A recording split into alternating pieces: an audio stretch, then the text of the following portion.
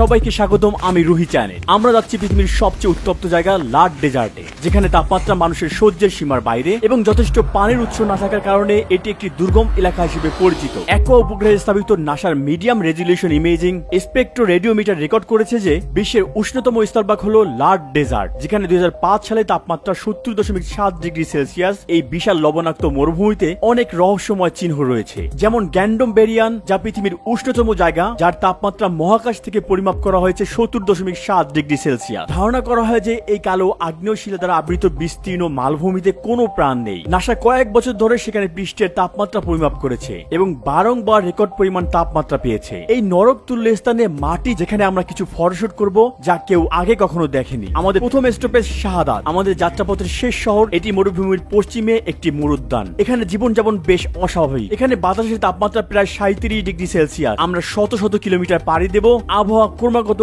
আরো উষ্ণ হবে। মরুভূমিতে ঢোকার আগে আমরা দেখতে পাই শত বছরের পুরনো সফি আবেদের কাফেলা, যা এখন ভগ্নপ্রায়। In desert while the weather is so hot, we find some water and put our scarf or shamak in the water. National air condition. And put it on our head to reduce the temperature. So we need to record the track of going to the desert. There is a backup company which is following our GPS and our track, and if something happened to us, they immediately come to us.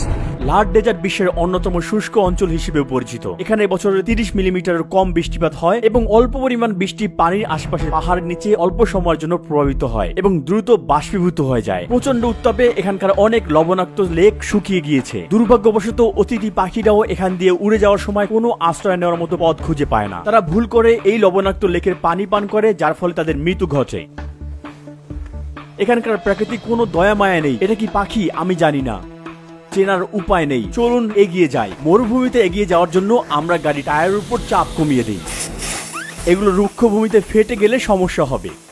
আমরা পথের শুরুতে আছি। এখানে মাটির তাপমাত্রা পরিমাপ করা যাক, 63.7 ডিগ্রি সেলসিয়াস। আমাদের কোনো ধারণা নেই আর কয়েকশো কিলোমিটারের মধ্যে কি হতে পারে। আপনারা এখন দেখতে পাচ্ছেন যে ছায়াতেই 45 ডিগ্রি সেলসিয়াস। আমরা এখনো দিনের শুরুতেই আছি। I keep the phone cooler like this, with this ice like this. If it is got hot, it doesn't work. মরুভূমির প্রাণকেন্দ্রে 2 ঘন্টার একটি কঠিন যাত্রার পথ আমরা অবশেষে কেন্দ্রীয় পয়েন্টে পৌঁছেছি। এই স্থানটি লাট ডেজার্টের সর্বনিম্ন উচ্চতায় রয়েছে এবং এটি দ্বিতীয় উষ্ণতম স্থান। এই জায়গার পরে আমরা যদি 2 মিনিটের বেশি বাইরে থাকি, তাহলে হাত সহ আমাদের শরীরের কোনো অংশ উন্মুক্ত রাখা যাবে না। প্রায় 12টার দিকে গাড়ি থেকে নামার সাথে সাথে আমরা প্রথমেই তাপমাত্রা পরিমাপ করি। আমাদের ইনফ্রারেড থার্মোমিটারে তাপমাত্রা দেখা গিয়েছে 66.9 ডিগ্রি সেলসিয়াস, 66.3 ডিগ্রি সেলসিয়াস এবং 68.2 ডিগ্রি সেলসিয়াস। লেজার থার্মোমিটার পরিমাপের মাত্র 2 মিনিট পরে উচ্চ তাপমাত্রার কারণে ডিভাইসটিতে ইরোর দেখা দিয়েছে। অপরদিকে আমাদের ইমার্শন থার্মোমিটারে তাপমাত্রা দেখায় 59.6 ডিগ্রি সেলসিয়াস। আমাদের গাইড ভাবলেন আমরা বালুতে আটকে গিয়েছি কিনা, তাই দ্রুত গাড়ি থেকে বের হয়ে আসলেন। I'm gonna pass these dunes and then I pick you up there because the car should be lighter. আমরা যতই মরুভূমির কেন্দ্রের দিকে এগোতে থাকি, পরিস্থিতি ততই কঠিন হতে লাগলো। সেখানে কালুত রয়েছে যা আমরা আগে কখনো দেখিনি। We need to be very careful near the sand dune because we got stuck immediately. Should be very careful and drive very good. শ্বাস নিতে কষ্ট হচ্ছে, ঢোক গিলতে কষ্ট হচ্ছে, মুখ শুকিয়ে গেছে। থার্মোমিটারের লাল রেখা এদিকে আটকে গেছে, এটি নড়ছে না, তাই আমরা পরিমাপ করতে পারছি না। দেখা যাচ্ছে যে এটি 50 ডিগ্রি সেলসিয়াস ছাড়িয়ে গেছে। আমাদের একটি লেজার থার্মোমিটার রয়েছে, এটাও আর কাজ করছে না, কিন্তু এখন ইরোর দেখাচ্ছে। এটি একটি ইমার্শন থার্মোমিটার, এখানে তাপমাত্রা 52 ডিগ্রি সেলসিয়াস দেখাচ্ছে। আমাদের গাইড বলেছে আমরা আরো সামনে যাব, কিন্তু এই জায়গায় আমরা ভালোভাবে শ্বাস নিতে পারছি না। জানালা খোলার পর আমাদের মুখে হেয়ার ড্রায়ার মতো বাতাস লাগলো বলে মনে হচ্ছিল। মাটি যেন চুলার উপর একটি পাত্রের মতো, পরিবেশটা একদম ওভেনের মতো। বাতাস লাগলো বলে মনে হচ্ছিল। আমরা জানালা খুলেছিলাম একটু ঠান্ডা হতে, কিন্তু এতে আরো খারাপ অবস্থা হলো। মনে হচ্ছে গরম বাতাস আমাদের গলা চেপে ধরেছে। বায়ুর তাপমাত্রা এবং পৃষ্ঠের তাপমাত্রা দুটি ভিন্ন ব্যাপার। যদিও পৃষ্ঠের তাপমাত্রা বলতে বোঝায় সূর্যের তাপ, বালির শোষণের মান, আর বায়ুর তাপমাত্রা নির্দেশ করে বালির অন্তর 1.5 মিটার উপরে বাতাসের মান। সাধারণত ভূপৃষ্ঠের তাপমাত্রা বাতাসের তাপমাত্রার চেয়ে বেশি হয়।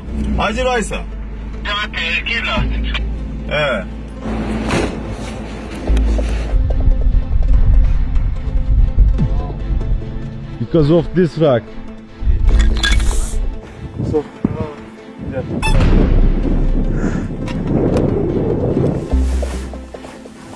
look, my shoe is melted. My feet feel like burning. আমরা কিন্তু এখনো উষ্ণতম জায়গায় পৌঁছাইনি। মাটিতে পা রাখার পর আমার বন্ধুর জুতা গলে গেছে। এই লেয়ারটি একদম খুলে গিয়েছে। মাটি প্রায় 70 ডিগ্রি সেলসিয়াস উত্তপ্ত। যখন আমরা ছবি তুলেছি তখন আমরা আমাদের ক্যামেরাগুলোকে মাত্রা অতিরিক্ত তাপমাত্রা থেকে রক্ষা করতে পানি রাখার রেফ্রিজারেটরে রেখে দেই, নয়তো এগুলো বারবার বন্ধ হয়ে যাচ্ছে। আস্তে আস্তে আমাদের ফোনগুলো আর ব্যবহার করা যাচ্ছে না। My phone doesn't work. আমি একটু পরপরই আমাদের 2 লিটারের পানি বোতলটি রিফিল করে আবার কাঁধে রাখছি এবং পানি পান করছি। তারপরেও যেন তৃষ্ণা মিটছে না। এটা দুপুর 2:15 বাজে। আমরা এই অসীম মরুভূমিতে হেঁটে যাচ্ছি। দেখা যাক কত দূর আমরা হাঁটতে পারি। মরুভূমির কাছাকাছি পশ্চিমে একটি নিম্ন উচ্চতম অঞ্চল রয়েছে, যার উচ্চতা 150 মিটার এবং এখানে শক্তিশালী বাতাস প্রভাবিত হয়। বাতাসে ক্ষয়ের ফলে কালুট কাঠামো তৈরি হয়, যা 150 মিটার পর্যন্ত উঁচু হতে পারে এবং 10 কিলোমিটার পর্যন্ত সারিবদ্ধভাবে দেখা যায়। এছাড়াও এই অঞ্চলে রয়েছে 75 মিটার পর্যন্ত ইয়াংডাং, সমান্তরাল শৈলশিরা এবং অন্যান্য ভূ জলবায়ু গঠনের আবাসস্থল। এখানে প্রবল বাতাস হলেও বালি প্রায় ঝলসে যাচ্ছে। এভাবে দাঁড়াতেও আমাদের কষ্ট হচ্ছে, কারণ মাটির তাপে আমাদের পা পুড়ে যাচ্ছে। যদিও আমি হাই হিল স্নিকার্স পরেছি, তবুও আমি গরম অনুভব করতে পারছি। আবহাওয়া স্টেশন দ্বারা ছায়ামুক্ত এলাকায় তাপমাত্রা পরিমাপ করা হয়। এখানে কোনো আবহাওয়া স্টেশন নেই। আমরা এটা ইনফর্মালি পরিমাপ করব।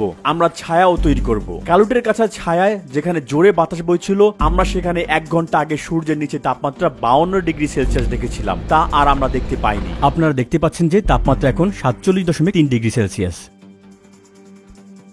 কিন্তু এই শান্ত বাতাস দিনের শেষের দিকে বালির ঝড়ে পরিণত হতে পারে। বাতাসেও আমাদের ঠোঁট ফেটে যাচ্ছে এবং তৃষ্ণা বেড়ে গেছে। বালি থেকে প্রতিফলিত সূর্যের আলোতে আমাদের দেখতে বেশ অসুবিধা হচ্ছে। এটি আরো খারাপ, আমাদের মনে হচ্ছে আমি অন্ধ হয়ে গেছি, এত বেশি আলো। একটি চশমা খুবই প্রয়োজন। এটা ছাড়া চারপাশে ভালোভাবে দেখা সত্যি অসম্ভব। এটা বালির ঝড় থেকেও রক্ষা করে, তবে এটি সবচেয়ে উষ্ণ স্থান নয়। আমরা এখনো উষ্ণতম স্থানে পৌঁছতে পারিনি। আমার ধারণা সেখানে তাপমাত্রা 5 থেকে 6 ডিগ্রি বেশি হবে। 50 ডিগ্রি সেলসিয়াসের পরে 1 ডিগ্রি বাড়ালো সহ্য করা কঠিন হয়ে যায়। ধাতব বস্তু ধরে রাখা অসম্ভব হয়ে পড়ে এবং কিছু বস্তু গলেও যেতে পারে। 50 থেকে 51-তে তাপমাত্রা বৃদ্ধির প্রভাব 30 থেকে 31-এর বৃদ্ধির প্রভাব থেকে একদম আলাদা। এটা সহনশীলতার সীমার বাইরে। প্রতিটি ঘন্টা অতিক্রম হওয়ার সাথে সাথেই বাতাসের তীব্রতা বাড়তে থাকে। এগুলো রাতের বালু ঝড়ের লক্ষণ। লাল মেঘের নিচে দিগন্ত অন্ধকারে ঢেকে যাওয়ার পর সমুদ্রের গর্জনের মতো একটি সর্বোত্তর শব্দ শোনা যাচ্ছিল। ঘন্টার পর ঘন্টা আপনাকে মাটিতে শুয়ে থাকতে হয়, দুশ্চিন্তায়, নিশ্চলভাবে, হতাশায়। একটা বালু ঝড় আসতে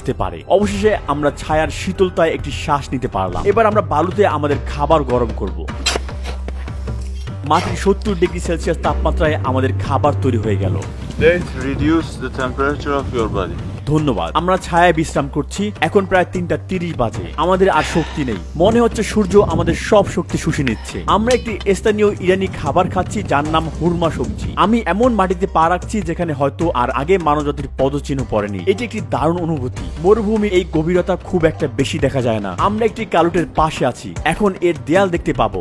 দেখুন কিভাবে এটি গঠিত হয়েছে। এটি খুবই শক্ত এবং বিশাল। আমরা এখন আমাদের ক্যাম্প সাইটে ফিরে যেতে চাই। আমাদের পানি শেষ। দেখুন, আমাদের পদচিহ্ন প্রায় অদৃশ্য হয়ে গিয়েছে। প্রতিটি জায়গায় একই রকম। আমরা যে জায়গাগুলো পাড়ি দিয়েছি তা মনেও নেই। আমরা প্রায় 3 ঘন্টা ধরে হাঁটছি। সূর্যটা বেশ খানিকটা নিচে নেমে এসেছে। তাপমাত্রা একটু একটু করে কমতে শুরু করেছে। আমার মনে হয় তাপমাত্রা এখন 45 ডিগ্রি সেলসিয়াসের কাছাকাছি। মরুভূমি হচ্ছে এক অবিরাম পথ। যেদিকেই তাকাই বালিতে ঢাকা হাজার হাজার রাস্তা, কিন্তু যারা পথের দিশা জানে না তাদের নিয়তি একটাই। এখানে কিছু অতিথি পাখি মরুভূমিতে প্রবেশ করেছে। তীব্র গরমে তারা মরুভূমি থেকে বের হতে পারছে না, আকাশ থেকে পড়ে যায়। এভাবেই একটি পরিবেশগত ভারসাম্য তৈরি হয়েছে, যার মধ্যে ফড়িং এবং মরুভূমির শিয়াল রয়েছে। অবশেষে আমরা ফিরে আসলাম এবং রাতে বালির ঝড় থেকে নিরাপদ স্থানে ক্যাম্প করার জন্য উত্তর দিক অনুসন্ধান করতে দ্রুত রওনা দিলাম।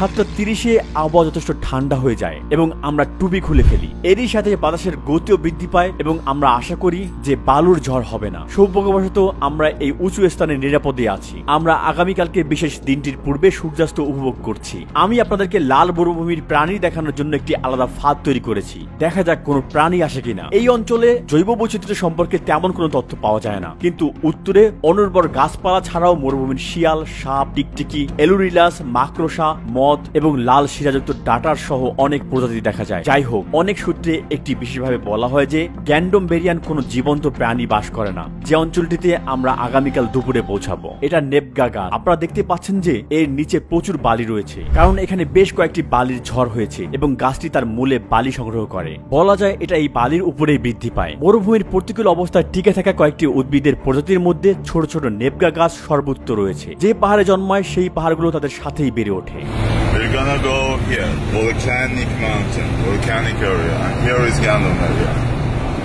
এটি এমন একটি অঞ্চল যেখানে বছরের পর বছর যারা উট নিয়ে ঘুরে বেড়ায় তারাও টিকতে পারে না। কিংবদন্তির লেখা অনুসারে সপ্তাহব্যাপী যাত্রার শেষের দিকে উটগুলো পর্যন্ত কাঁপতে কাঁপতে হাঁটুতে ভর দিয়ে হামাগুড়ি দিত। বাস্তবের মতো মরিচিকাগুলো সবসময় অভিযাত্রীদেরকে বিভ্রান্ত করে দিত। আপনি কি কখনো গ্রীষ্মে গ্যান্ডমবেরিয়ান এসেছেন? No, it is very dangerous to come here in this season. It's 8 years that I'm doing in Lut Desert, but this is the first time that I'm coming here in this season. The weather is so hot and very hard.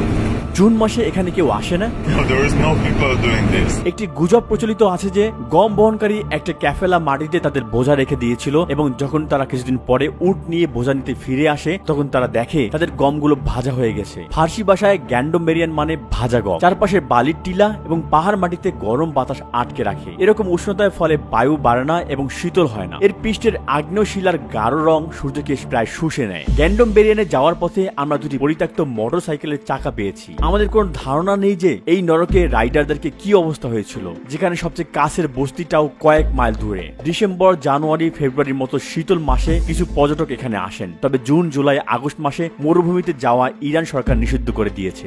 We cannot go any further. The sun are black and the temperature is so hot. We stop here. We stop here. No more further. Okay. It is dangerous to go further. Arshebe Poisara. এখানে film করতে আমাদের মাত্র 2 ঘন্টা লাগবে। যেহেতু আমাকে পাথরগুলো পর্যবেক্ষণ করতে হবে, আমরা কতক্ষণ এখানে থাকতে পারবো? Actually, to be honest, it is better to go to leave here as soon as possible. But if you want to do anything, it is not my responsibility. Just go. We go back there and we wait there for you. You go and do whatever you want and go back as soon as possible. It is dangerous to stay here more. আপনারা এখন ফিরে যাবেন? Yeah, we go back. It is very dangerous for the car to keep the car here. As you see, the stones are black and very heat, and it may flat the tires or also damage the engine. So we go back there, wait for you. মাত্র 200 metre? Maybe a little bit more, yeah. The temperature is so hot, and so I am trying to cool the radiator. We are here, exactly here, like 300 or 400 meters to Gandom-Heryan. We are not allowed to go further with car. You can do this by walking, and this big hill is Gandom-Beryan. You need to be careful. Take water with yourself and cover yourself completely, because the weather is so dry. Even if your skin will be burned and you will be heated and your body will be dehydrated and you will die. Okay, just be careful and take lots of water with yourself. Take one radio. Just in emergency cases, we need to be with each other in touch. Be careful. Your shoes should be tight, and the heat maybe burn your shoes as well. Okay, check this area. Just please go back as soon as possible. As soon as did your job, go back. Okay, and always should be in touch with radio. Yeah, just sure. one group. Yes, take the radio with yourself and be careful. Okay, to be without any, I don't know if it is not reality. It is the reality. It is dangerous. The reality is dangerous. Go and go back soon, and the time is the maximum temperature. It's 12 until when you go back. 1 ঘন্টা পর। So 1 is the hottest time. তাহলে 2 ঘন্টা পর হয়তো। ধন্যবাদ, বিদায়। এই জায়গার পরে আমাদের শরীরে কোনো অংশই আর উন্মুক্ত রাখা যাবে না। ইতিমধ্যে প্রাথমিক বিশ্লেষণের পর থেকে নাসা সম্প্রতি এই স্যাটেলাইটের সফটওয়্যারটিকে একটি নতুন সংস্করণ প্রকাশ করেছে, যার ফলে অনুমান করা হচ্ছে যে লার্ড ডেজার্টের ভূমিপৃষ্ঠের তাপমাত্রা এখন আরো বেশি হতে পারে। আমেরিকান মেট্রোলজিক্যাল সোসাইটির বুলেটিনের গবেষকরা 2021 সালের মে মাসে তাদের একাডেমিক জার্নালের প্রকাশনায় উল্লেখ করেছেন যে ধারণা করা হয় যে লার্ড ডেজার্টের তাপমাত্রা আসলে 80.8 ডিগ্রি সেলসিয়াস বা 177.4 ডিগ্রি ফারেনহাইট পর্যন্ত পৌঁছাতে পারে। আমরা গাড়ির কনসোলে মাংস রেখে রওনা দিলাম। আমাদের সময় এবং জিনিসপত্র সীমিত, সেজন্য আমরা খুব দ্রুত এবং গোছালোভাবে কাজ করতে হবে। আমাকে শুনতে পাচ্ছেন? Yes, bro. আমি প্রতি 10 মিনিট পর পর রিপোর্ট করব। Every 10 minutes, okay. কোথাও কোনো ছায়া নেই, সর্বত্র ছোট বড় পাথর এবং বেসাল্টিক শিলা দ্বারা আবৃত। এই পাথরগুলো এতই গরম যে হাত রাখা যায় না। ওহ, এই জায়গাটি খুবই অদ্ভুত। একটি বিশাল এলাকা, যেন পৃথিবী নয় মঙ্গল গ্রহের পৃষ্ঠের মতো। আমাদের মনে হচ্ছে আমরা অন্য গ্রহে পা রেখেছি। আমরা আমাদের গ্রহের সবচেয়ে উষ্ণ স্থানে চলে এসেছি। আমি বিশ্বাস করতে পারছি না। আমি জানি না আমরা এখানে কতক্ষণ থাকতে পারবো। সব জায়গা খুব গরম, পায়ের নিচে উত্তাপ অনুভব করতে পারছি। যে জায়গায় পা রাখছি সেখানে এই কালো, আর কালো মাটিগুলো এখন পুড়ছে। সামনে পাহাড় দেখতে পাবেন। এই পর্বতগুলো আসলে আরো সামনে। দেখুন ওখানকার জায়গাগুলো দেখে মনে হচ্ছে আগুন লেগেছে। আমি জানি না গরম কি আরো বাড়ছে কিনা। যেহেতু এটি পাহাড় দ্বারা বেষ্টিত, পর্বত এখানে গরম বাতাস আটকে রাখে, ফলে গরম বাতাসগুলো একেবারেই বাইরে যেতে পারে না। পাথরের রং এবং ব্যাসল্ট গঠন করে প্রাকৃতিকভাবে সূর্যের রশ্মি বেশি শোষিত করে। এই জায়গাটা একদম নরম। এখন চলুন হাঁটাহাঁটি করি এবং তাপমাত্রা মেপে দেখি। এখানে পা রাখলে শুষ্ক পৃষ্ঠের উচ্চ তাপমাত্রা একজন ব্যক্তির সর্বোচ্চ ধৈর্য এবং শক্তি শুষে নেয়। এমনকি ক্যাকটাসের মতো গাছপালাও এখানে জন্মায় না। অনেক সূত্র বলা হয় যে এই স্থানে কোনো জীবন্ত প্রাণী বাস করতে পারে না। অনুমান করা হয় যে এই ব্যাসল্টের অবশিষ্ট অংশগুলো প্রায় 2 মিলিয়ন বছর আগে ঘটে যাওয়া ম্যাগনেটিক কার্যকলাপের ফলে তৈরি হয়েছিল। লাভায় গ্যাস নির্গত হওয়ার ফলে পাথরের ছিদ্র তৈরি হয়েছিল। আমরা এখন আনঅফিশিয়ালি পৃথিবীর সবচেয়ে উত্তপ্ত স্থানে তাপমাত্রা পরিমাপ করতে চলেছি। এখানে একজন মানুষকে একা রেখে যাওয়া মানে তার মৃত্যু। যদি আমাদের বন্ধুরা চলে যায়, আমাদের এখান থেকে বের হওয়ার কোনো উপায়। আমরা এমন এক জায়গায় আছি যেখানে সম্পূর্ণ মানব প্রাকৃতিক পরিপন্থী। এমন অনেক আর্টিকেল রয়েছে যেখানে বলা হয়েছে যে ক্যান্ডম বেরিয়ানে কোনো প্রাণী বাস করে না। আমরা অবস্থান করছি পৃথিবীর সবচেয়ে উত্তপ্ত জায়গায়, মৌসুমের সবচেয়ে গরম সময়ে, দিনের সবচেয়ে গরম মুহূর্তে। আমাকে খুব সাবধানে পানি খরচ করতে হবে। এখন আমি মাটি থেকে 1 মিটার উচ্চতার তাপমাত্রা পরিমাপ করব এবং পরিমাপটি ছায়ায় করতে হবে। এজন্য আমরা আমাদের সাথে একটি ছাতা নিয়ে যাচ্ছি। এটা আমাদের নিজেদের জন্য নয়। এখানে বাতাস আছে, কিন্তু শুধু বাতাসের মানে এই নয় যে এখানে ঠান্ডা। যেহেতু বাতাস আগুনের মতো প্রভাবিত হয়, আমি এই মুহূর্তে আমাদের সারা শরীর জ্বলন্ত তাপ অনুভব করতে পারছি। My hand is burning. The camera is black, you know. প্রতিটি মেটালের তৈরি জিনিস আগুনের মতো গরম হয়ে আছে। এই ছাতাটা কালো না হওয়ার পেছনেও অনেক কারণ রয়েছে। আমরা এই পরিমাপটি সঠিকভাবে করতে চাই। আমাদের পায়ের নিচে যেন আগুন জ্বলছে সত্যি। একটি জায়গায় দাঁড়িয়ে থাকলেও উষ্ণতার অনুভূতি বাড়তে থাকে। প্রথমে মাটির তাপমাত্রা পরিমাপ করা যাক। আমার পা জ্বলছে। এখানে ইরোড দেখাচ্ছে। হ্যাঁ, এটি তাপমাত্রা পরিমাপ করতে পারে, তবে উত্তপ্ত জায়গা নয়। আমরা থার্মোমিটারটি ঠান্ডা পানির পাশে রাখবো। এটিকে কিছুটা ঠান্ডা করে আবার চেষ্টা করব। সঠিকভাবে পরিমাপ করার জন্য আমি প্রায় 1 মিনিটের জন্য ছায়া দেই। আমি এখন কথা বলতে পারছি না। যাই হোক, এটি কাজ করছে না। এটি কিছুই দেখাচ্ছে না। বলছে যে আইফোন ব্যবহার করার আগে ঠান্ডা করতে হবে। এখন আমরা সূর্যের নিচে এর তাপমাত্রা পরিমাপ করতে যাচ্ছি, কারণ আমরা যা অনুভব করি তা হলো সূর্যের নিচে বাতাসের তাপমাত্রা। আপনি দেখতে পাচ্ছেন কোনো ছায়া নেই, কোথাও লুকানোর জায়গা নেই। সূর্যের আলো যেখানেই পড়ছে সেখানেই জ্বালিয়ে যাচ্ছে নির্দয় ভাবে। আমরা কথা বলতে সমস্যা হচ্ছে। আমার প্রচন্ড মাথা ধরেছে।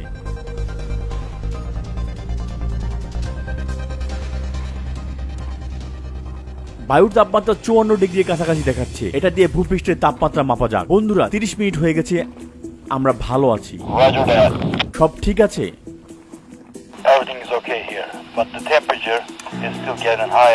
আমি আমার উপরে সূর্য তাপমাত্রার তীব্রতা অনুভব করতে পারছি। আমার হার্টবিট বেড়ে গেছে। আমি কাঁপছি। 1 ঘন্টা পর আমাদের শরীর কাঁপতে শুরু করলো। আমি কথা বলতে পারছি না। আমরা খুব ক্লান্ত লাগছে, আর শক্তি নেই। আমাকে বিরতি নিতে হবে। পানি বিরতি। ক্যামেরা এত গরম হয়ে গেছে যে আমি গ্লাস ছাড়া 3 সেকেন্ডও ধরে রাখতে পারছি না। মেটাল সবকিছু এখন জ্বলছে। আপনি কি আপনার গ্লাভস খুলে রেখেছেন? My hand is shaking, but the place where I touched camera are red and hurting. চশমা ছাড়া চোখে অনেক বেশি আলো লাগে। আমি এভাবে কখনো হাঁটতে পারবো না। আমি এখন ভিন্ন ভিন্ন কিছু করার চেষ্টা করছি। ইরোর আসছে। বালিতে পুঁতে দিলে তা আবার ভেঙে যাবে। ওহ, আমাকে আমার গ্লাভস পরতে হবে। আর এটা কাজ করছে। এদিকে আসুন। 68.6, 69.2। নাসা যা পরিমাপ করেছিল আমরা তার কাছাকাছি চলে এসেছি। বালির ঝড় উঠেছে। এখানে খুব ঘন ঘন ঝড় হয়। বন্ধুরা, আমাকে শুনতে পাচ্ছ? Yeah, can you hear me? জি, আমরা ভালো আছি, কোনো সমস্যা নেই। এখানে চারপাশে বালির ঝড় হয়েছিল। আমরা এটা ভিডিও করেছিলাম। আমি আপনাকে উত্তর দিতে পারিনি।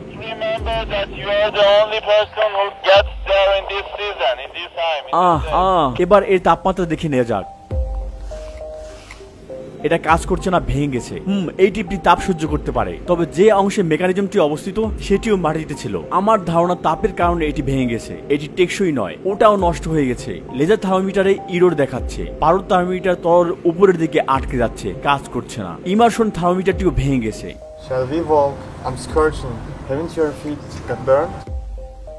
চলছে। ধরুন চা বা কফি প্রায় 70 ডিগ্রি সেলসিয়াস তাপমাত্রা পরিবেশন হলো। খালি পায়ে মাটিতে পা রাখার ফলে কি হতে পারে তা সহজে অনুমান করা যায়। 23 জুন আমরা পৃষ্ঠের তাপমাত্রা পেয়েছি 69.2 ডিগ্রি সেলসিয়াস, ছায়ায় 48.5 ডিগ্রি সেলসিয়াস এবং সূর্যের নিচে 54.1 ডিগ্রি সেলসিয়াস। মহাকাশ থেকে পৃথিবী থেকে নির্গত তাপ স্ক্যান করে এবং ইনফ্রারেড নির্ণয় করে নাসা পৃষ্ঠের তাপমাত্রা পরিমাপ করেছে 70.7 ডিগ্রি সেলসিয়াস। এই পরিমাপগুলো 1 বর্গ কিলোমিটার এলাকা পর্যন্ত ডিল করতে পারে। তারা এই এলাকায় গড় তাপমাত্রা মান পরিমাপ করেছে। তাদের রেজলিউশন নির্ভুল নয়। কর্তৃপক্ষের উচিত সঠিক সময়ে এখানে আসা এবং এখানে একটি আবহাওয়া কেন্দ্র স্থাপন করে তাপমাত্রা পরিমাপ করা এবং 1913 সালে ডেথ ভ্যালির 56.7 ডিগ্রি সেলসিয়াসের বাতাসের তাপমাত্রা রেকর্ডটি আপডেট করা। বিশ্বের তাপমাত্রা ধীরে ধীরে বৃদ্ধি পাওয়ার অর্থ হলো এই রেকর্ডটির এখন মেয়াদ শেষ। মনে পড়লো যে ফোনটি আমি মাটিতে রেখে দিয়েছিলাম। আমি যখন মাটি থেকে এটাকে তুললাম তখন দেখি যে এর কিনারার প্লাস্টিক পুড়ে গেছে। ওই দিকগুলো পুড়ে গিয়েছে, কিন্তু নিচে তেমন দাগ নেই। আমি যখন মাটিতে রাখি তখন নিচের দিকটা একটু উপরে ছিল, কিনারাগুলো পাথরের সাথে লেগেছিল।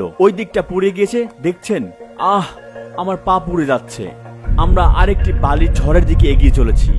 এমন সময় আমরা এমন কিছুর মুখোমুখি হলাম যা আমরা কখনো ভাবিনি। এখানে কোনো জীবন্ত প্রাণী নেই এমন দাবি সত্য নয়। আমি এখানে প্রথমবারের মতো এটি অনুভব করেছি। এখন জুন মাস, প্রায় 2টা বাজে। আপনারা ইরেমিয়াফিলার একটি উপপ্রজাতি দেখতে পাচ্ছেন। এটি প্রেয়ার মন্তিস নামে পরিচিত। আমি একটি মৃত ফড়িং এর দেহাবশেষ খুঁজে পেয়েছি। এটি এত শুকনো যে আমি এটি ধরলে ভেঙে যাবে। Congratulations, man! Perfect.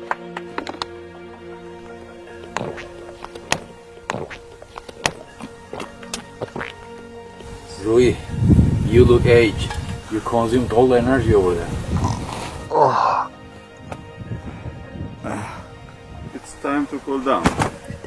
So I'm checking his body temperature. That is 7.7. 132. বারবার ভুলে যাচ্ছি মাংসগুলোর কি অবস্থা। আমি সেখানে এক টুকরো মাংস রেখেছি। সামনের অংশ রান্না হয়ে গেছে, পিছনে ভালো সিদ্ধ হয়েছে। এত গরম, মনে হচ্ছে কড়াই থেকে আমি এটা বের করেছি। রান্নার মতো গন্ধও আসছে। মাঝের অংশ আরেকটু রাখতে হবে। 2 ঘন্টার মধ্যে এটি রান্না হয়ে গিয়েছে। এটা আপনার জন্য একটি সারপ্রাইজ। Yes, I'm surprised.